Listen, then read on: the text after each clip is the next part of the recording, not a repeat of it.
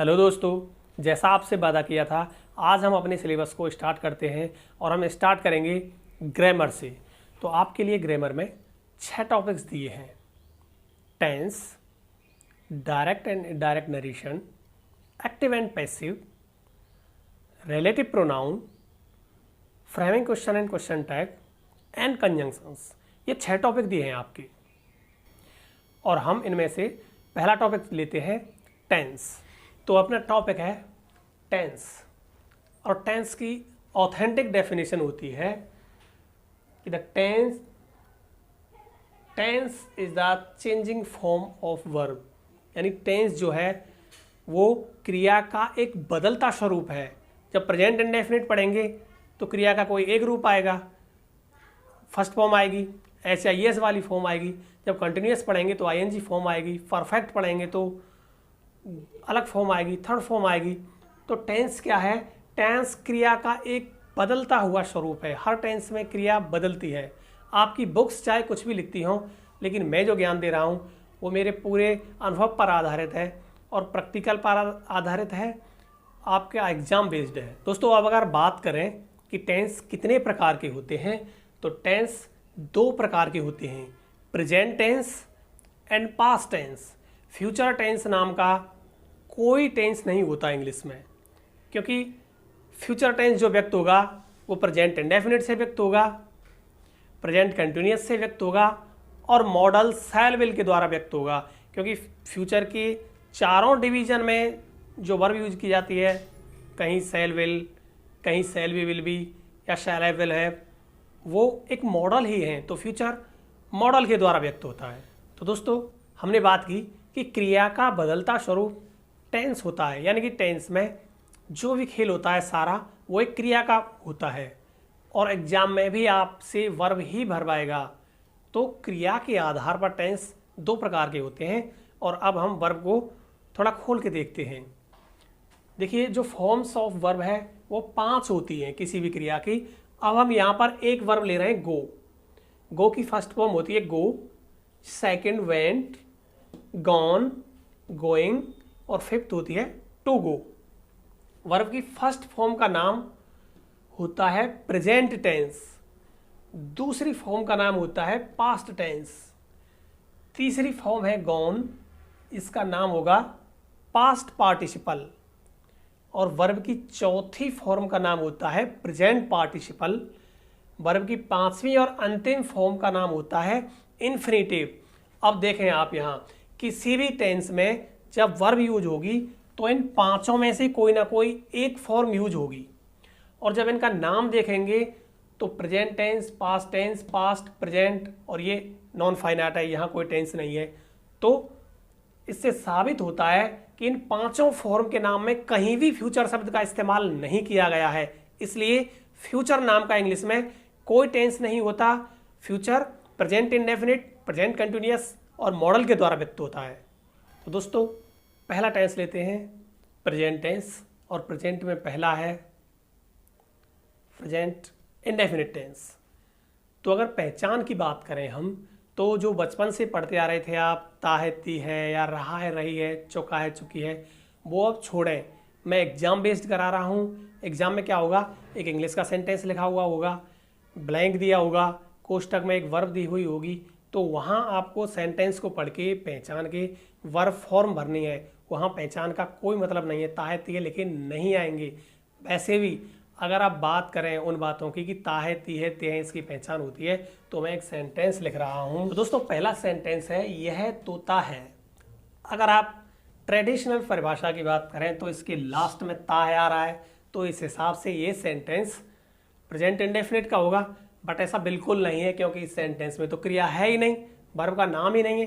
तो फिर टेंस कैसे हुआ, जबकि टेंस की परिभाषा में लिखाया था कि changing form of verb tense होती है, तो यहाँ वर्ब तो है ही नहीं। अगर बात करें आप प्रेजेंट कंटिन्यूअस की, आपने पढ़ा है बचपन से, रहा है, रही है, रहे हैं, आ रहे हैं, यहाँ रहा हूँ आ रहा है, तो क्या है प्रेजेंट कंटिन्यूअस का है? बिल्कुल नहीं, ये फ्यूचर को दिखा रहा है, ये फ्यूचर टेंस में जाएगा। ये जो सेंटेंस है फ्यूचर टेंस का है। तो दोस्तों, हम प्रेजेंट इंडेफिनिट की आइडेंटिफिकेशन के तौर पर यहाँ पर हम स्ट्रक्चर्स को लेंगे।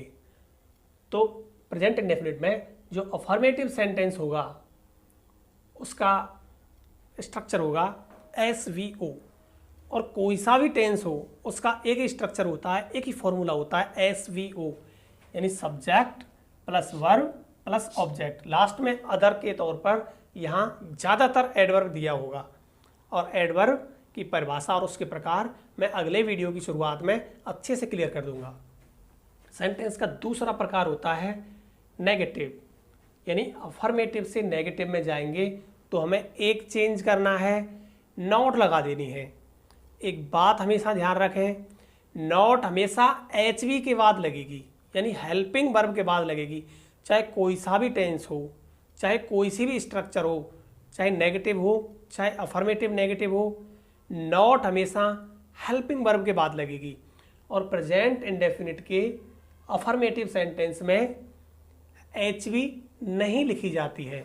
यूजुअली जो वर्ब है वो HV प्लस MB के कॉम्बिनेशन में लिखी जाती है, यानी कि HV पहले आएगी और उसके तुरंत बाद MB आएगी, इसी कॉम्बिनेशन में होती है। तो यहाँ HV है नहीं, तो हम पहले सब्जेक्ट लगाएंगे, बीच में अपनी तरफ से HV लगाएंगे, क्योंकि नेगेटिव है तो नॉट लगाएंगे, फिर V यानी MB लिखेंगे मुख्य क्रिया, फिर ऑब्जेक्ट और लास्ट में एडवर्ब। तो इसमें और इसमें अंतर क्या हुआ, HV लगा के नॉट जोड़ दिया है। अब सेंटेंस के तीसरे टाइप की बात करें तो वो होता है इंटेरोगेटिव सेंटेंस। अब इसमें क्या करेंगे हम, ये देखें आप, SVO पे नज़र रखें। SVO में से क्या करेंगे, WH को बाहर निकालेंगे, HV को बाहर निकालेंगे। प्रत्येक इंटेरोगेटिव सेंटेंस की शुरुआत WH प्लस HV से होगी, उसके बाद सब्जेक्ट, उसके बाद वर्ब जो कि MB लिखा हुआ है, मेन वर्ब, वर्ब एक ही बात है, फिर ऑब्जेक्ट, फिर एडवर्ब। ये स्ट्रक्चर है इंटरोगेटिव सेंटेंस का। अब अगर बात करें negative and interrogative and negative sentence की, तो इसमें और इसमें क्या अंतर है, नॉट जोड़ना है ऊपर वाले कॉम्बिनेशन की तरह, और यहाँ नॉट क्या होगा, सब्जेक्ट के बाद आएगा। स्पोकन में आप HV के बाद भी लगा सकते हैं। दोस्तों अब अगर बात करें हेल्पिंग वर्ब की, तो इस टेंस में क्या है, जो अफर्मेटिव सेंटेंस होगा उसमें कोई HV नहीं होगी, सीधा स्ट्रक्चर होगा SVO। लेकिन जो WH वाला सेंटेंस होगा या नेगेटिव वाला सेंटेंस होगा, नेगेटिव दो तरह के होते हैं, नेगेटिव एंड WH नेगेटिव, तो उसमें डू और डज का इस्तेमाल करेंगे हम, क्योंकि नेगेटिव में हमको नॉट जोड़ना होता है और नॉट हमेशा HV के बाद जुड़ता है, इस वजह से यहाँ HV का आना जरूरी है। तो दोस्तों प्लूरल सब्जेक्ट के साथ हम HV डू का यूज करेंगे, जबकि सिंगुलर सब्जेक्ट यानी एक वचनकर्ता के साथ हम डज का यूज करेंगे। और अब अगर हम बात करें सिंगुलर सब्जेक्ट यानी एक वचनकर्ता की, तो सिंगुलर सब्जेक्ट में ही, सी, इट और एक नाम यानी एक इंसान का नाम, ये चारों सिंगुलर यानी एक वचनकर्ता होंगे। और प्लूरल सब्जेक्ट यानी बहुवचनकर्ता की बात करें तो इसमें यू, दे, वी, आई, चार plus more than one name, एक से ज़्यादा अगर नाम दिया है सेंटेंस में तो उसे प्लूरल सब्जेक्ट यानी बहुवचनकर्ता की तरह ट्रीट करें और उसके साथ डू लगाएं, यानी प्लूरल सब्जेक्ट के साथ डू आएगा, सिंगुलर के साथ टच। दोस्तों ये वो जानकारी है जो बेसिक जानकारी थी, जो कि आपको पहले से भी पता होगी। एक बात और, अगर आपको लग रहा है कि मैं हिंदी नहीं बता रहा तो एक बात बता दूं, आपका जो एग्ज़ाम आएगा वो इंग्लिश में आएगा, जो भी सेंटेंस होंगे वो इंग्लिश में होंगे, ऊपर क्वेश्चन दिया होगा वो इंग्लिश में होगा, नीचे 1 2 3 4 करके जो भी एग्जाम्पल्स होंगे वो भी इंग्लिश में होंगे। तो इंग्लिश की आदत आपको डालनी पड़ेगी। फिर भी कुछ शब्द अगर ऐसे हैं जिनकी हिंदी आपको नहीं आती, तो मैं हिंदी बोलता हूँ, आप वीडियो को रोक के हिंदी लिख सकते हैं। तो दोस्तों अब एरर्स को लेते हैं। तो सबसे पहले हम कुछ एडवर्ब्स लेते हैं कि अगर ये एडवर्ब यानी कि ये वाले शब्द अगर आपको दिख जाए सेंटेंस में तो आपको वर्ब भरनी है प्रेजेंट इंडेफिनिट की। तो कुछ एडवर्ब्स हैं जैसे hardly, HARDLY, scarcely, SCARCELY, rarely, RARELY और बेयरली, BARELY। इन चारों का हिंदी अर्थ होता है मुश्किल से। यदि ये शब्द किसी सेंटेंस में दिख जाएं तो आपको ब्लैंक में वर्ब भरनी है प्रेजेंट इंडेफिनिट की, उसके सब्जेक्ट को देखकर। इसके अलावा यूजुअली, जनरली, ऑफन, इन तीनों का मतलब होता है अक्सर या ज़्यादातर। यानी जब ये शब्द आपको किसी सेंटेंस में दिख जाए एग्जाम में तो आपको वर्ब भरनी है प्रेजेंट इंडेफिनिट की सब्जेक्ट के अनुसार। यानी कि सब्जेक्ट प्लूरल है तो वर्ब भरनी है वी फर्स्ट, और अगर सिंगुलर है सब्जेक्ट तो वर्ब भरनी है वी फर्स्ट प्लस SEIS। इसके अलावा बाकी के एडवर्ब्स हैं जैसे सेल्डम, SELDOM। सेल्डम का मतलब होता है कभी कभी, आप लिख सकते हैं इसे, मैंने लिखा नहीं है। अगली है नेवर, मतलब कभी नहीं, ऑलवेज, हमेशा, डेली, वीकली, फोर्टनाइटली, मतलब पखवाड़े में एक बार, 15 दिन में एक बार, या फिर एवरी के कंपाउंड वर्ड्स हैं जो एवरी से बनते हैं। Every day, every month, every week हो सकता है, एवरी नाइट हो सकता है, एवरी ईयर हो सकता है, एवरी संडे हो सकता है। यानी कि रेगुलर इंटरवल पे अगर कब करते हैं किसी काम को तो वो एवरी के कंपाउंड वर्ड्स में आएगा। तो ये कुछ एडवर्ब्स थे जो अगर आपको सेंटेंस में दिखें तो आपको वर्ब भरनी है प्रेजेंट इंडेफिनिट की। तो दोस्तों अब अगर बात करें मेन वर्ब की, तो मेन वर्ब की फॉर्म प्लूरल सब्जेक्ट के साथ वी फर्स्ट आएगी, और प्लूरल सब्जेक्ट होते हैं यू, दे, वी, आई और एक से ज़्यादा नाम, क्योंकि जो वी फर्स्ट होती है वो भी वर्ब की प्लूरल फॉर्म होती है। तो प्लूरल सब्जेक्ट के साथ प्लूरल फॉर्म, सिंगुलर सब्जेक्ट के साथ सिंगुलर फॉर्म आएगी, और वर्ब की सिंगुलर फॉर्म होती है वी फर्स्ट में जब SEIS लग जाती है तो सिंगुलर फॉर्म बन जाती है। तो सिंगुलर सब्जेक्ट के साथ सिंगुलर वर्ब, प्लूरल सब्जेक्ट के साथ प्लूरल वर्ब। तो दोस्तों नाउन में जब SEIS लगेगी तो नाउन प्लूरल बनती है, जबकि वर्ब में SEIS लगेगी तो वर्ब सिंगुलर बनती है। जो मेन वर्ब है, जो बेस फॉर्म है वर्ब की, वो प्लूरल फॉर्म में होती है। दोस्तों अब अगर बात करें यूजेज की, तो प्रेजेंट इंडेफिनिट का पहला यूज होता है हैबिचुअल और रेगुलर एक्शंस, यानी ऐसे काम जिनको हम हैबिचुअली करते हैं, जो हमारी आदत में होती हैं, या फिर रेगुलर एक्शंस, कुछ काम ऐसे होते हैं जिनको हम रेगुलर इंटरवल पे करते हैं, रोजाना करते हो, सप्ते में एक बार, महीने में एक बार, साल में एक बार, या घंटे में एक बार करते हैं, दिन में 2 बार करते हैं तो भी रेगुलर इंटरवल ही माना जाएगा। तो हैबिचुअल एक्शन और रेगुलर एक्शंस के लिए हम प्रेजेंट इंडेफिनिट का इस्तेमाल करेंगे। मैंने यहाँ ब्लैंक दे के किया है, एग्जाम में इस तरह आएगा ही जनरली ब्लैंक एट 7 o'clock, और कोष्टक में आपको वर्ब दिया है गेट अप, इसी तरह देगा सेंटेंस आपको।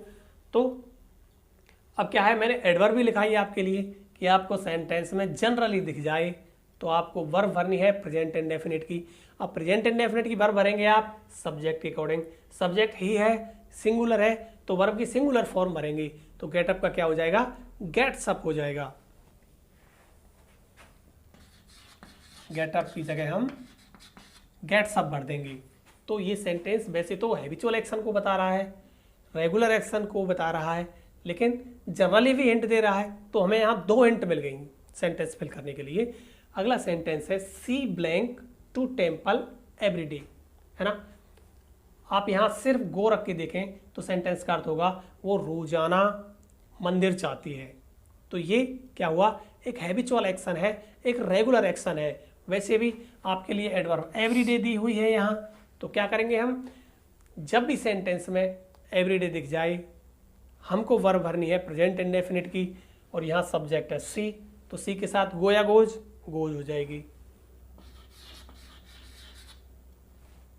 अब थर्ड सेंटेंस देखें, he blank to bed at around 9 PM।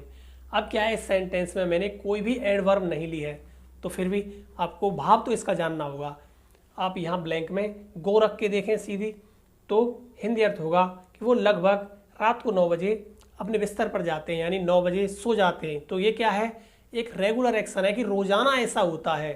तो वर्ब हम भरेंगे प्रेजेंट इंडेफिनिट की, सब्जेक्ट है ही, तो ही के अकॉर्डिंग गो का क्या हो जाएगा, गोज।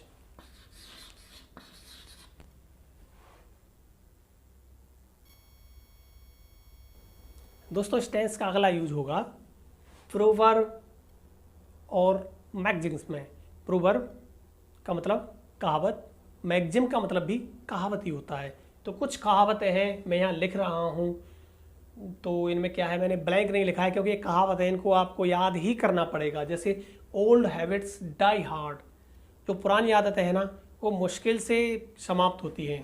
तो ये प्लूरल है सब्जेक्ट, तो यहाँ वी फर्स्ट आएगी। अगला है slow and steady wins the race, है ना, धीमे धीमे लेकिन लगातार चलने वाले दौड़ जीतते हैं। सब्जेक्ट सिंगुलर है, यहाँ एक यूनिट है पूरी है, दो नहीं है, एंड से जुड़ रहे हैं दो ऑब्जेक्ट, बट ये क्या है, एक यूनिट का निर्माण कर रहे हैं, इसलिए सिंगुलर सब्जेक्ट है ये। इसके साथ वर्ब में SIES आएगा। नीचे वाला है टाइम एंड टायर्ड वेट फॉर नन, इसमें एक चीज़ देखें, ये सिंगुलर सब्जेक्ट है, SIES आएगा। इसे प्लूरल सब्जेक्ट भी मानते हैं तो वेट आएगा।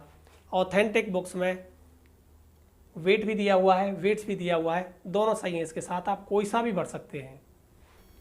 दोस्तों अगला यूज होगा इस टेंस का हिस्टोरिकल इवेंट, यानी किसी ऐतिहासिक घटना का वर्णन करने में, और पास्ट इवेंट मतलब वही किसी पास्ट के किसी इवेंट या घटना का वर्णन हम करें तो हम प्रेजेंट इंडेफिनिट टेंस का यूज करेंगे।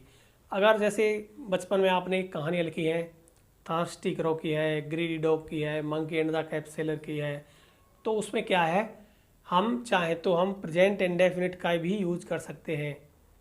इसी तरह मैं यहाँ एक कहानी का वर्णन कर रहा हूँ, एक ऐतिहासिक घटना का वर्णन कर रहा हूँ। राणा प्रताप फेसेस मान Singh in the battle of Haldi Ghati, Haldi Ghati के मैदान में राणा प्रताप मान सिंह का सामना करता है। तो सामना किया की जगह सामना करता है करते हैं हम यहाँ फेसेज, सामना करता है, क्योंकि राणा प्रताप सिंगुलर है तो फेसेज लगाएंगे। हिज हॉर्स चेतक, महाराणा प्रताप का जो घोड़ा है Chetak, puts it's front feet, अपने आगे के पैरों को रखता है। यहाँ वी फर्स्ट में SIES, his horse Chetak puts it's front feet on the, ये दो बार लिख गया है मुझसे, puts it's front feet on the trunk of Mansingh elephant, यानी कि चेतक अपने अगले पैरों को मानसिंह के हाथी के सूंड पर रख लेता है। तो यहाँ पुट लगाएंगे। And Maharana Pratap attacks Mansingh with his sword, अपनी तलवार से प्रताप मानसिंह पर अटैक करता है, अटैक्स। तो यहाँ राणा प्रताप वही सिंगुलर है, अटैक्स लगाएंगे। तो इस तरह की कोई भी पास्ट की घटना है या पास्ट की कोई भी एक साधारण कहानी है, उसके लिए हम क्या करेंगे, प्रेजेंट इंडेफिनिट का यूज करेंगे। दोस्तों अपना अगला यूज है लाइव कमेंट्री में, यानी कि जब हम किसी भी मैच का आंखों देखा हाल व्यक्त कर रहे हैं, हम कमेंट्री कर रहे हैं, सामने मैच हो रहा है, हम एक एक बात का, एक एक स्टेप का, एक एक एक्टिविटी का हम वर्णन कर रहे हैं, तो इस स्थिति में हम प्रेजेंट इंडेफिनिट टेंस का इस्तेमाल करेंगे। जैसे यहाँ है फर्नांडो बॉल्स टू पृथ्वी, है ना, फर्नांडो ने पृथ्वी शॉ के लिए बॉल फेंकी, फिर तुरंत क्या है, उसने छक्का मारा है, तो पृथ्वी हिट्स इट फॉर अ 6, तो हम क्या है यहाँ हिट्स लगाएंगे, है ना, यहाँ बॉल्स लगाएंगे, क्योंकि इनके सब्जेक्ट सिंगुलर हैं और हमें जो वर्ब यूज करनी है वो तो इंडेफिनिट की करनी है।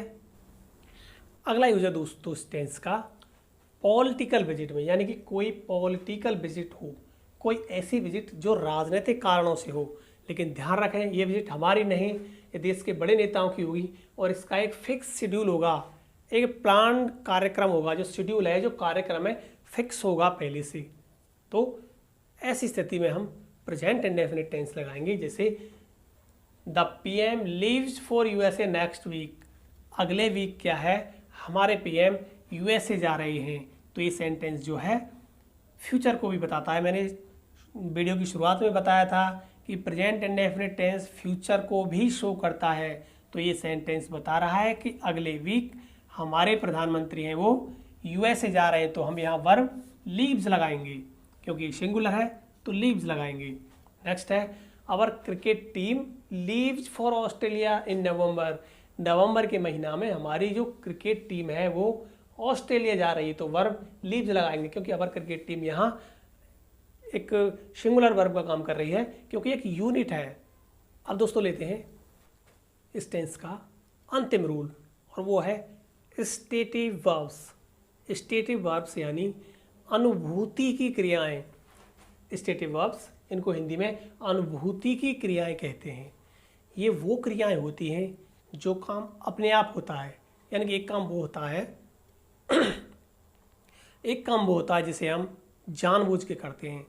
एक काम वो होता है जिसे हम अंदर से ही फील करते हैं, वो अपने आप होता है। तो जो काम अपने आप होता है, अंदर से फील करते हैं, उनके लिए जो वर्ब्स हैं उन्हें स्टेटिव वर्ब्स यानी हिंदी में अनुभूति की क्रियाएं कहते हैं। जब आपको ये इनमें से कोई भी वर्ब कोष्ठक में दी जाए तो आपको इनकी या तो फर्स्ट फॉर्म बननी है या फिर एस या एस वाली फॉर्म बननी है। इनका कंटिन्यूअस कभी नहीं बनेगा, ये इंडेफिनिट में ही प्रयोग की जाएंगी। जैसे सी मतलब देखना है ना, हियर का मतलब यहाँ सुनना है, बट लिसन नहीं है। लिसन में आईएनजी लग जाएगी बट हियर में नहीं लगेगी। फील महसूस करना, स्मेल सूंघना, और टेस्ट का मतलब स्वाद आना।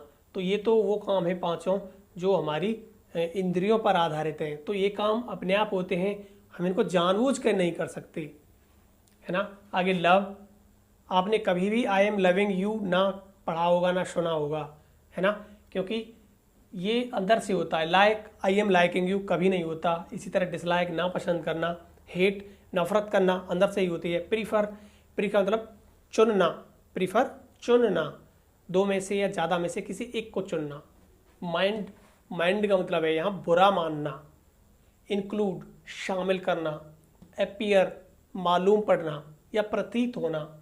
बिलीव विश्वास करना, या फिर नो जानना।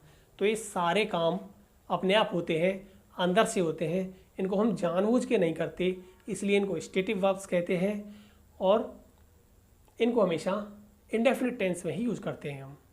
इसके अलावा कुछ और वर्ब्स हैं जो स्टेटिव वर्ब्स के अंतर्गत आती हैं, जैसे अंडरस्टैंड यानी समझना, एग्री राजी होना, एग्री, और इसके अलावा डिसएग्री भी हो जाएगा। रिमेंबर याद करना, बी या बिकम होना या बनना, रिकॉल याद करना, फॉरगेट भूलना, बिलोंग है ना किसी से संबंधित होना, पजेस स्वामित्व रखना, सपोज मानना, डिपेंड आश्रित होना, डिनाई मना करना, कंसिस्ट निहित होना। जैसे मेरे बैग में 10 किताबें हैं, है ना, तो निहित होना उसमें अंदर है, मतलब consist. My bag consist of 10 books. Rely भरोसा करना, और सीम प्रतीत होना यानी मालूम पड़ना। तो ये वो वर्ब्स हैं जो स्टेटिव वर्ब्स को दर्शाती हैं। स्टेट वर्ब, देखो वर्ब दो तरह की होती है, स्टेटिव और डायनेमिक। स्टेटिव वर्ब होती हैं जिनमें कभी आईएनजी नहीं लगती, हमेशा इंडेफिनिट में बनती हैं, और डायनेमिक वर्ब्स वो होती हैं जिनमें आईएनजी लग जाती है। तो ये स्टेटिव वर्ब्स हैं, इनके बारे में थोड़ी सी जानकारी और देनी है मुझे प्रेजेंट कंटिन्यूअस में, क्योंकि कंटिन्यूअस से भी इसका संबंध है, और वो वाला अर्थ समझोगे तो आपको ये याद भी हो जाएंगी। बस एक बार आपको देख लेना है, और जो मैंने इनकी हिंदी बताई है ये हिंदी जरूर लिखनी है आपको। तो दोस्तों ये था प्रेजेंट इंडेफिनिट टेंस और इसके यूजेज। जब टेंस टॉपिक पूरा ख़त्म हो जाएगा तो मैं कई वीडियोस डालूंगा एक्सरसाइज की, क्योंकि यहाँ पे तो आप भर दोगे, एक ही हुआ है अभी से। तो वीडियो कैसा लगा मुझे कमेंट करके बताएं, और हिंदी लिखनी है कि नहीं मुझे ज़रूर बताएं। अगर ज़रूरत हुई तो मैं हिंदी ज़रूर लिखूंगा, लेकिन इंग्लिश ज़रूर लिखूंगा क्योंकि वो बहुत ज़्यादा ज़रूरी है। Okay, thank you.